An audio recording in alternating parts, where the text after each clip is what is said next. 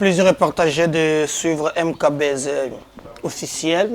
MKBZ officiel, to yebisaki bino ezali mungongo na yebisika yo koki koloba te. MKBZ officiel ezali chaîne ya vérité. MKBZ officiel biso to informaka bino sans ko déformer. Chez nous to zali ko senga souvent eloko se moko il faut beau commenter, essengeli beau liker, mais surtout essengeli beau ça la partout les moyens pour être en réalité bande konangai makambo oyo tokokoke koloba na bino et c'est la réalité. Alors la seule façon de nous soutenir c'est de partager nos liens. Merci Nabaya Bazo Salango. C'est grâce à vous, donc ne pas les reconnaître. Je pense que vous allez malhonnête. Merci. Merci. Naba finga kaka po yo opona na ma finga malgré aux tata mukolo tala li mo vibio ka ko finga donc continuer ko finga mais si me paye ko finga na sina la gisayo o fingi oh tozo bengo zo yamba teme des fois na ko zanga mega na za muntu te pokoti nilanga tano kamata mega oyo to finga ndena finga galo reponda ngana ma finga na yo tu peux aussi le faire. Il y a un numéro là affiché là bas écran. C'est le numéro qui est affiché là, tu peux nous contacter. Tous allons en contact permanent. Dondi Mobutu, badoso bengo sogi en fargate, montozali sima ya caméra.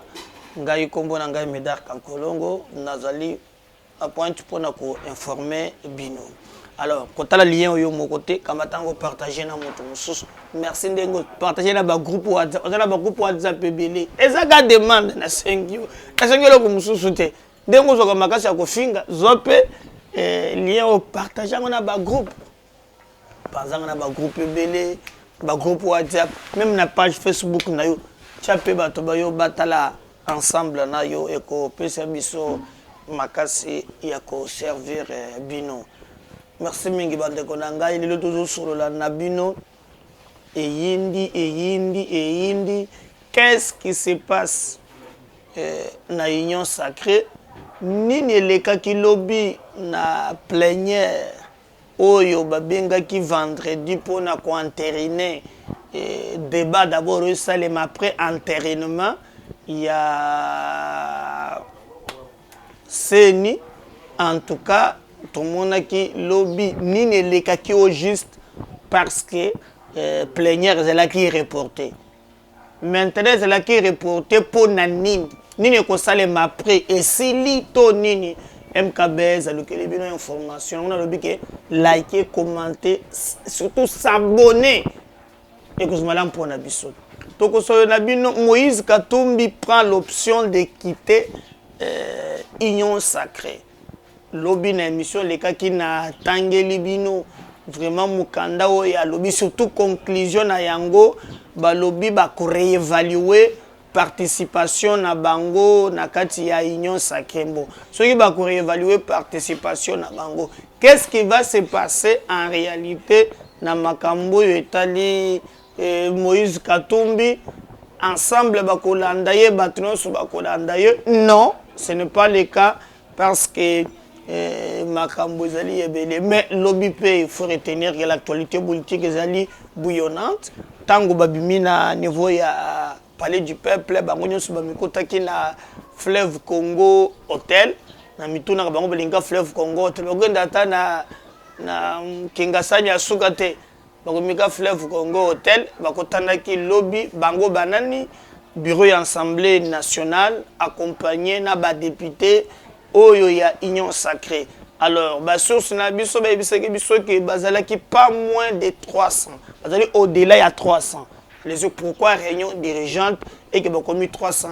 Botala montir il y a émission na mokola lelo bomoni ndenge politique ya mboka et peli moto un pays où jamais on parle musala jamais.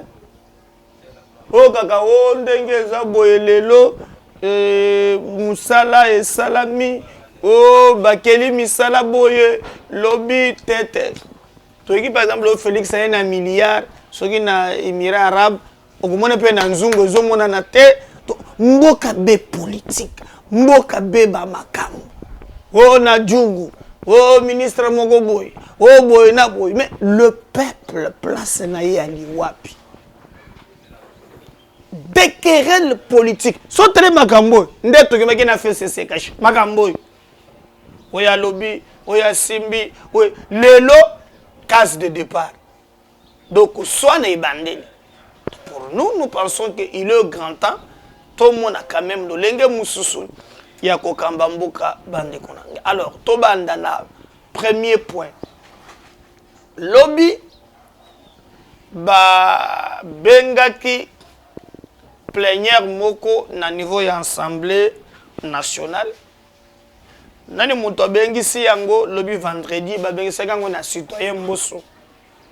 Parce que déjà mokolo ya jeudi et commission mixte ba kendaki kotitela ye rapport na bango final parce que charte ya ba confession religieuse et lobby soki e komi bongo bakotia une commission qui étudier à la fin bakoya na yango po bamema na niveau ya assemblée plénière parce que l'assemblée plénière nde décidaka makambo nyonso donc assemblée plénière akoki koloba ke non rapport oyo commission mixte et pesi biso après débat to comprendre que makambo esalami ndenge longobani te bakokamba tata PV wana bazongisi lisusu na niveau ya ba confession religieuse mais ceux qui paye bamoni ke eza malamu te commission wana esali musala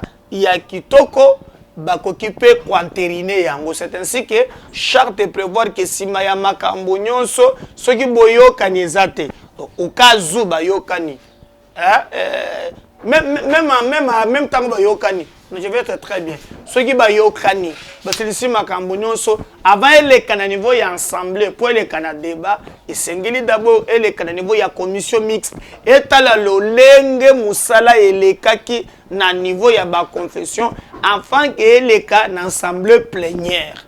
Voilà un peu le gima. Alors bango basali musala wana nde bakendaki mokolo ya jeudi ko remettre PV wana na maboko ya citoyen mboso tope bureau ya assemblée nationale. Nde na lolenge wana citoyen mboso lobaki OK mokolo ya vendredi annonçaki plénière oyo ko siégeaka uniquement na makambo etali makambo ya entérinement sorte débat na lolenge processus elekaki na niveau ya ba confession religieuse. N'oubliez pas que bapesa yimango ba report 72 heures 48 heures 72 heures 48 heures bayo kana batikala koyo kana te.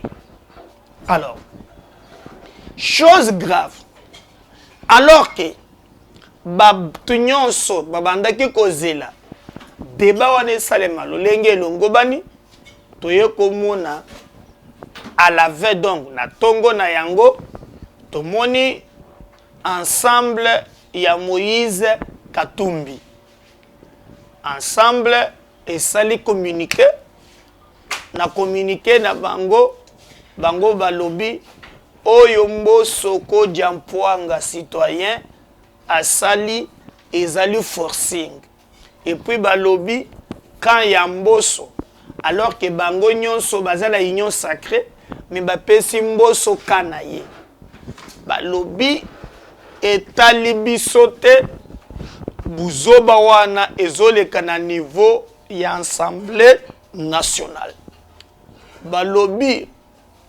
oyo mboso azosala babengi commission na balobi ezali commission moko préfabriquée ozomona commission moko cousine itama commission moko ya soni elingesa la forcing na question moko d'intérêt général et pona bango ndenge totangaki communiquer lobby balobaki bako permettre yango te basengi ba confession religieuse basengi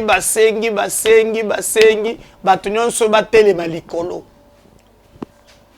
Alors Tango plénière et lobby, qu'est-ce qui s'est passé réellement avant de compter en détail? Avant que plénière et banda, ce n'est pas encore na niveau il y a Assemblée nationale que nous sommes qui et les cas tomoni bande copé a fait cesser baye ba s'inviter bazui parole et comment que peut simbwa boy ko swana ya kosakana te on a fait cesser balobi depuis que Congo est à Congo. C'est pour la première fois bamuna dictature ya boy. Nanu bamuna dictature ya boyete. Oyo kindo kite o les Cambonais.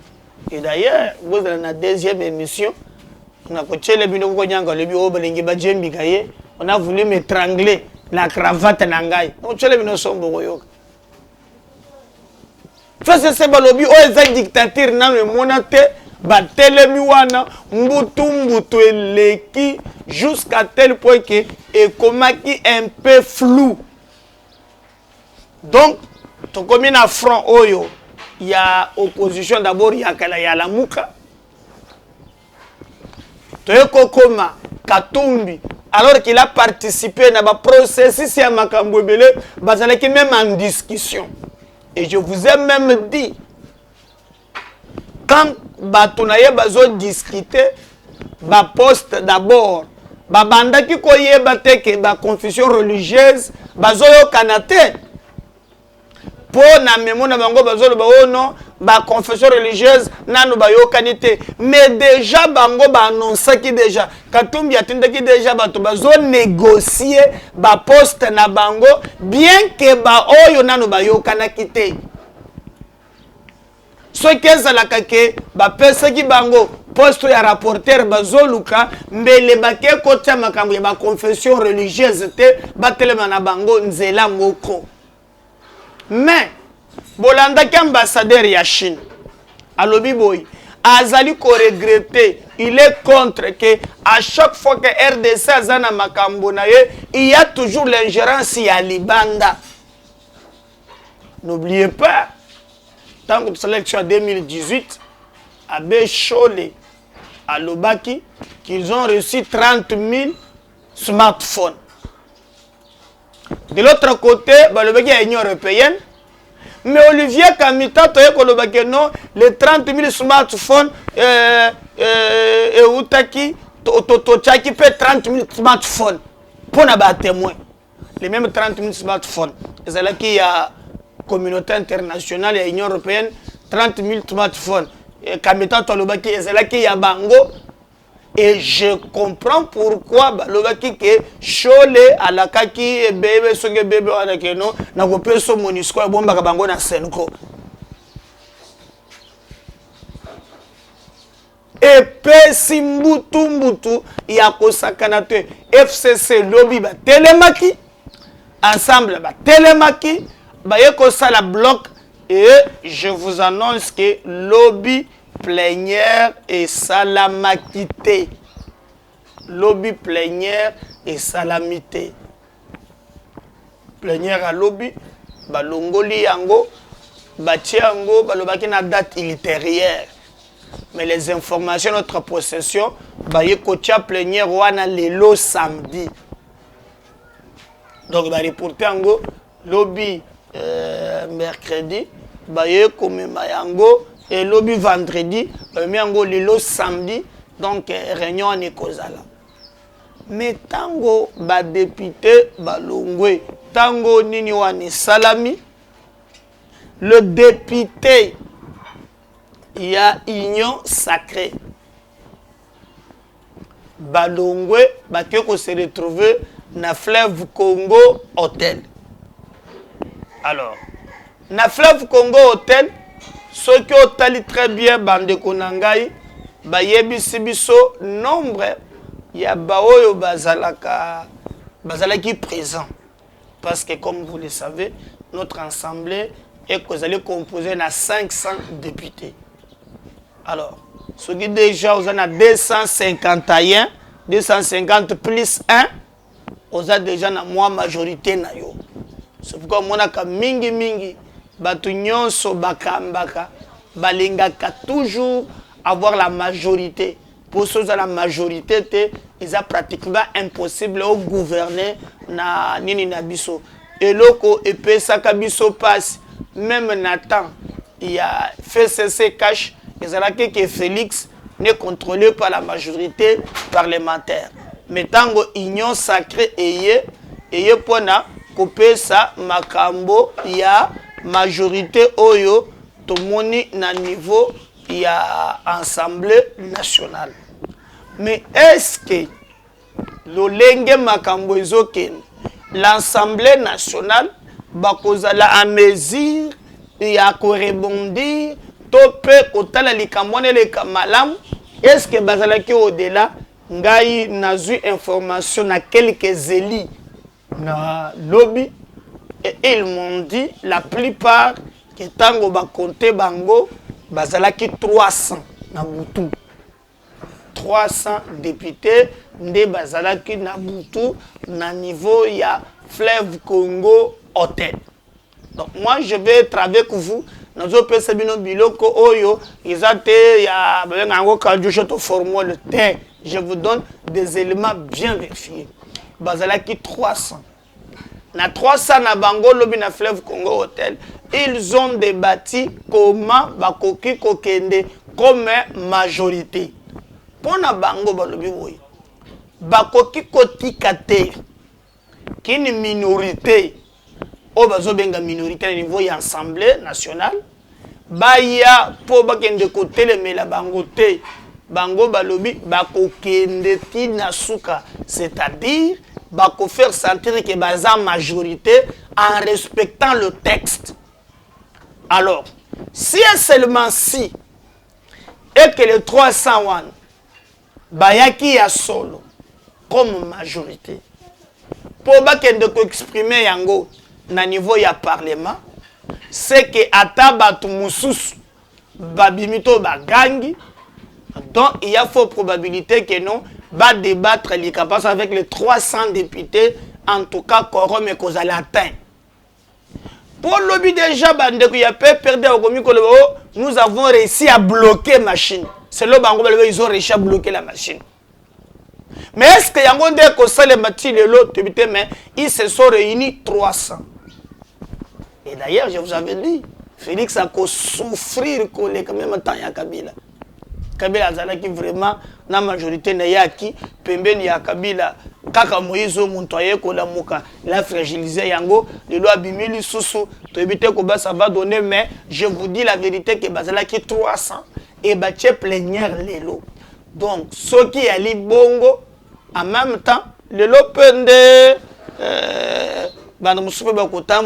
mais il faut retenir que les cambo biso tomoni ezali be yango wana 300 bache plénière lelo plénière wana pona bayeba kokota en profondeur bayeba na kota la est-ce que makambo ba confession religieuse basalaki elongo bani biso tolobaki boy conseil na biso comme des compatriotes tolobaki ba député ba cha complaisance te ba répondre ba namba mot d'ordre te mais batala olenge musala et salam. Est-ce que l'olenge ba pesli est-ce que il faut les à la bongo ce qui est ali bongo et que ça normal ba entériner yango ce qui bakuti ke koko so ezali yango nazolinga débat à la télévision pour to landa to yeba ba chango wiklote peuple amona est-ce que normalement eza bongo to pe eza bongo te ce qui eza bongo te ba renvoyer carrément balle na ba confession religieuse ba bande la zéro antenne aussi compte ya temps oyo c'est que ipo toujours comprendre de ce que kozala ndenge nini mais ce qui eza normalement c'est ndenge sengeli et sengeli ba entériner yango to gagner temps. Donc moi je prendrai jamais une position ni pour les 6 ni pour le 2 ni pour l'ensemble na linginde ba traiter loi wana na de babasala débat wana avec toute impartialité pointée. On n'a pas besoin de la République, il y a des forts, il y a des faibles. Nous sommes des Congolais, donc on a ensemble.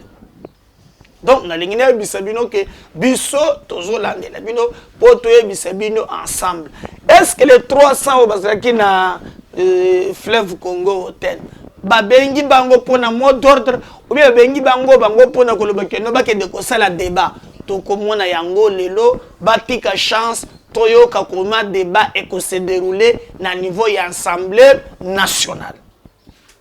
Na mwemba tuwazola kisa mwana moko lobi o mboso muntoye na ye utika luka alobi o nous a pris na véhicule ba ye na biso poto ya ko soutenir ba député pété yango makolo ngulu na nini wone na tindu yo eza mboso.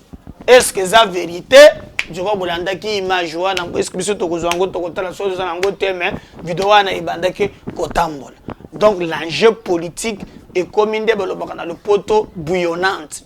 Nebiso toko luka totika la be na actualité. Mais maintenant, parce qu'il s'agit na likamboan, mais ba député oyo bazali ya Katumbi, la plupart bazali pete kondima likamboana parce que ceux qui ont tali nombre, il y a des députés, il y a 300. Mais les informations, notre possession, il y a pour balingi ko s'afficher. D'ailleurs, je veux vous lire un communiqué. Boyoka, de l'Engenini, député Moussousou, il y a ensemble, répondre Moïse Katumbi. Alors, il fallait que dans les 300, et ça n'a député oyo même ya Katumbi bazakuna. Alors je vous lis article moko ba député il y a ensemble basanganaki pe ba pesaki moi point de vue na bango contre makambo ya union sacrée ba répondaki Katumbi Tourou au sein du groupe parlementaire katumbiste. Il fallait s'y attendre. La dictature de Moïse Katumbi ne devrait pas durer longtemps. Le député des deux groupes politiques au sein de l'Assemblée nationale affirme qu'ils ne sont pas ses employés pour obéir à ses faits et gestes. Ils ont résolu de prendre leur indépendance et pour servir la nation face à un homme qui se prend pour patron vis-à-vis de ses employés, mettant au-dessus de tous ses propres intérêts contre ceux du peuple. Ce qui est normal, étant donné que sa profession est le commerce depuis son enfance.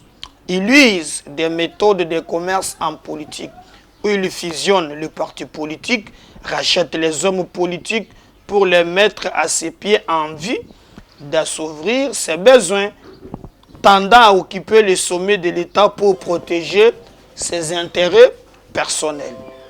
Certains députés du groupe parlementaire MS, G7, AMK, alliés, qui se sont confiés à notre rédaction, disent ne pas se reconnaître dans la déclaration signée par le président de leur groupe parlementaire, conjointement avec le secrétaire de l'ensemble. Il refuse la prise en otage du pays par le tandem Katumbi-Bukondoa sous les ordres de Katumbi. Donc la dictature de Moïse Katumbi sur le député de ces groupes parlementaires tend vers sa fin. Même écho du côté de ces ministres qui ne supportent plus l'ordre donné de torpiller l'action du gouvernement. Ils ont réalisé que cela est une manière de les pousser à ne pas marquer le point durant leur mandat, ce qui pourra être très fatal pour la suite de leur carrière. Le député des deux groupes parlementaires promettent de participer à la prochaine plénière, de même que ceux du FCC qui ont été abandonnés par le député Manara, qui a pris la poudre d'escampette au motif qu'il est allé saisir la déclaration. Ils étaient obligés d'offrir juste les interviews et nous y reviendrons. Je crois, Boyoki, Donc, bah député, il y a groupe parlementaire MS, G7, bah lobby certains députés du groupe parlementaire MS, G7 alliés qui se sont confiés à notre rédaction disent ne pas reconnaître, se reconnaître dans la déclaration signée par le président de leur groupe parlementaire. Donc, ceux qui botali, tant que bolobi katumbi na ba député, donc, ils ont ba président ba groupe parlementaire, ne ba signé, communiqué wana. Mais ba député, bazana kati bazo se reconnaître te. Donc, tokoki kolobe ke katumbi, lelo, s'il comptait, parce qu'il a même dit que non, il va réévaluer l'accord wana ya union sacrée. Il va réévaluer leur participation. Mais déjà, les députés, Balobi, Makambo, va signer et Talibangote. Donc, Makambo est signé na 4 et Talibangote, ce qui se fait que Namo Yalelo, Mbutumbote, Koti Makasi. Et les députés ont même promis, Balobi, net plénière Yalelo samedi, Bango, Bakozala na 4. Ce qui a fait que mon nombre de députés, qui na fleuve Congo, bakomaki 300. Donc na moya lelo, il faut boyer bakeno Katumbi risque de rester seul.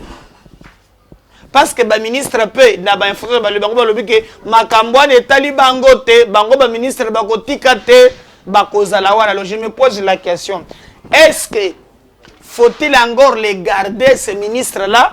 Bazo représenter nin ou bien Sengeli Félix Asala un gouvernement purement occupé, il faut remanier le gouvernement s'il pense Asala un gouvernement 100% lui qui peut l'accompagner en 2023 que de rester avec des ministres qui ne représentent rien parce que la nation ya Katumbi et kozala malamote akende beli boso. Donc ba député ba lobby communiqué wana ba signé et talibango te eza communiqué oyo etali kaka ba président ba groupe parlementaire pe ba promettre ba lobby lelo bango bakozala.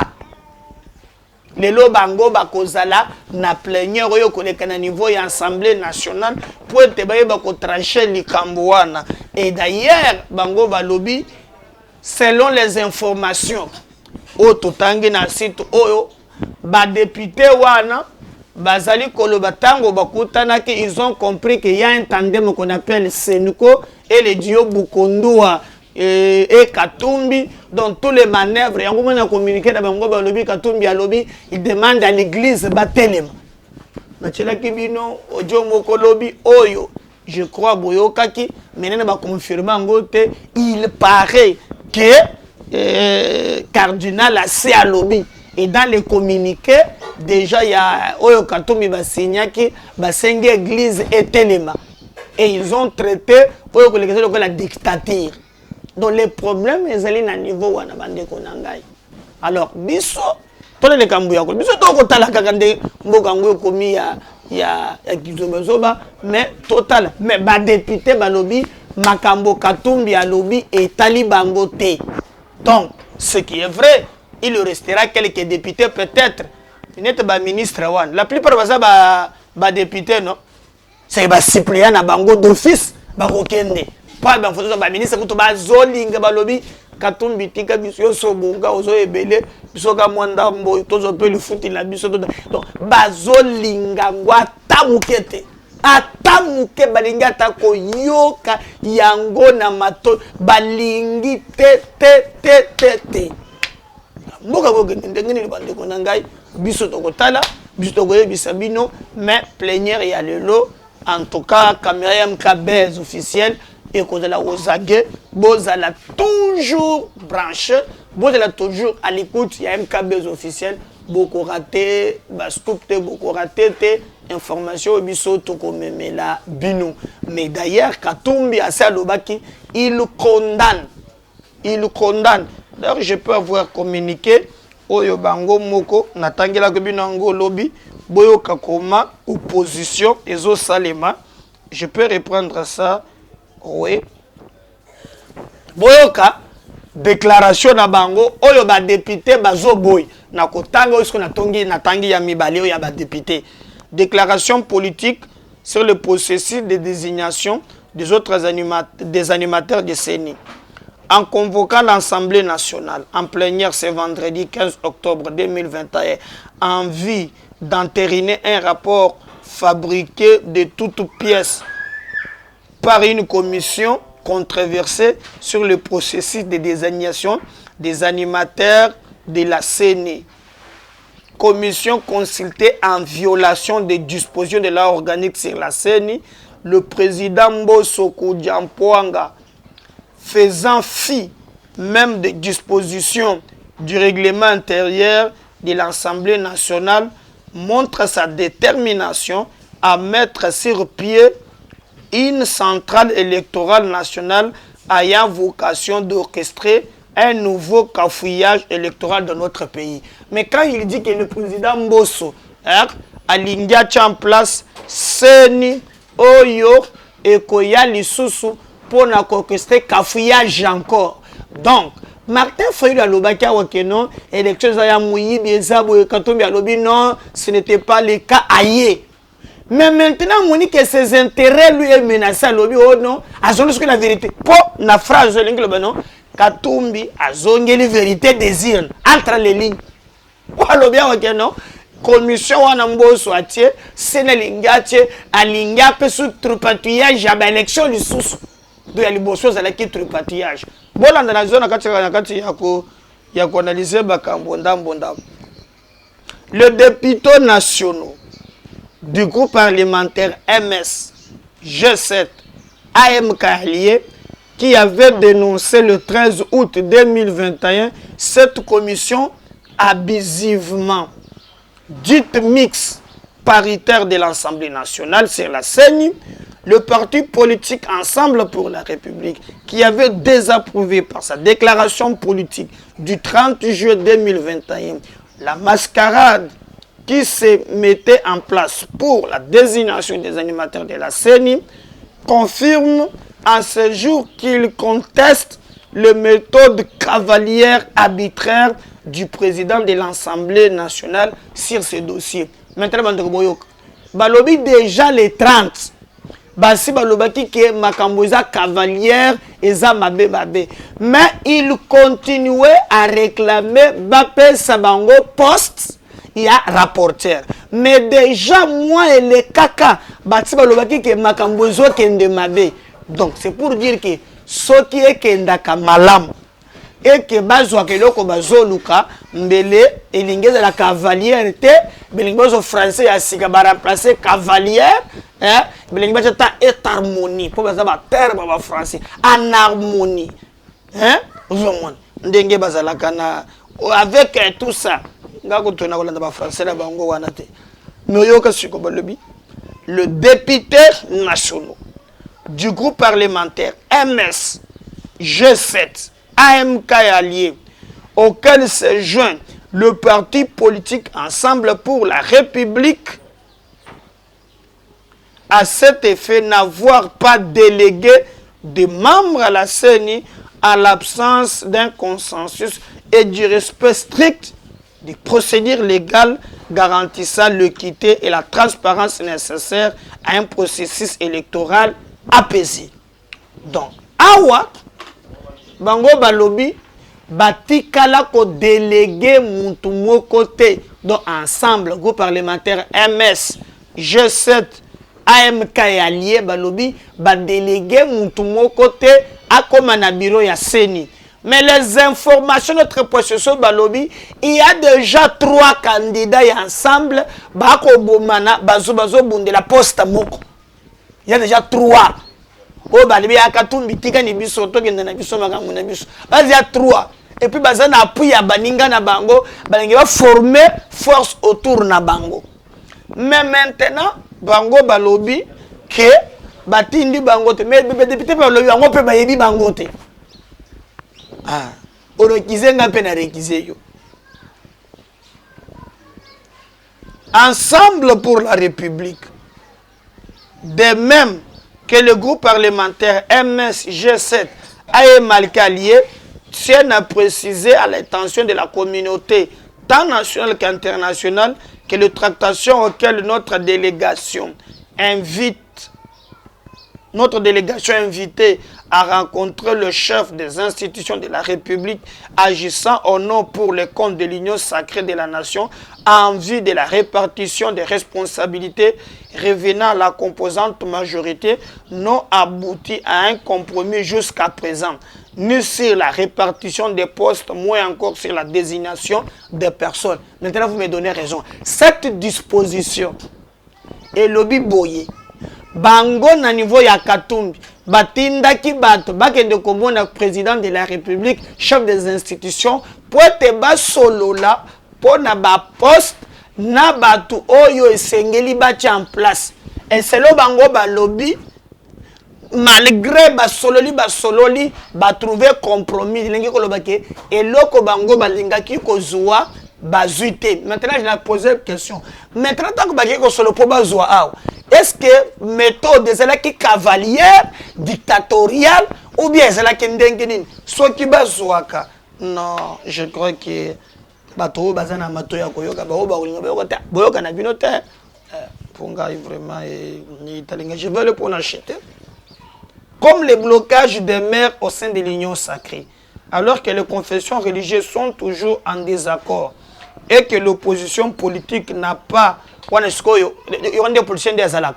As une confession religieuse, à tel peu Gota Martin, à boire qu'elle paye moi, on appelle des pieds. Comme le blocage des maires au sein de l'Union sacrée, alors que les confessions religieuses sont toujours en désaccord et que l'opposition politique n'a pas non plus désigné à envoyer ses délégués. La plénière convoquée à ce jour n'a pas moins qu'une farce ou une plaisanterie de mauvais goût dans une affaire de très grande importance nationale, comme si la souveraineté et le sort sur le peuple congolais ne veut rien aux yeux du président Mbosso et de ses commanditaires et autres associés. Là maintenant, qui peut commanditer Mbosso si ce n'est que c'est long entre les lignes, c'est que Tshisekedi. Donc Mbosso est télécommandé par Tshisekedi. Des informations faisant étant d'éventuels candidats ici d'ensemble pour occuper des postes au sein de cette CENI par des manœuvres de débauchage n'engagent nullement la responsabilité du président Moïse Katumbi, de sa famille politique, dans les cas où un membre de l'un ou de l'autre de nos deux groupes parlementaires cités, et dans ces cadres, il ne serait qu'au titre d'arrangement personnel pour asservir ses intérêts obscurs, contraires aux attentes du peuple congolais, et nous ne rencontrons point ces magouilles. Donc, bango balerite balobi oyo bino bozwi kuna 2 ou 3 wana etali bango te ezali magui oyo bango bazali orchestré. Donc na lingina tangele bino quelques lignes pour comprendre à quel niveau makambo ezali koleka. Mais biso toyebisa ke bino ke tokoyebisa. Mais ba député pe ba désavoué pe groupe baby papa makambo de tali biso te biso to participer na plénière tozozela. Alors n'oubliez pas de partager ce lien à bande bien de vous abonner ou de liker parce qu'ensemble nous serons très forts. La prochaine. Bye.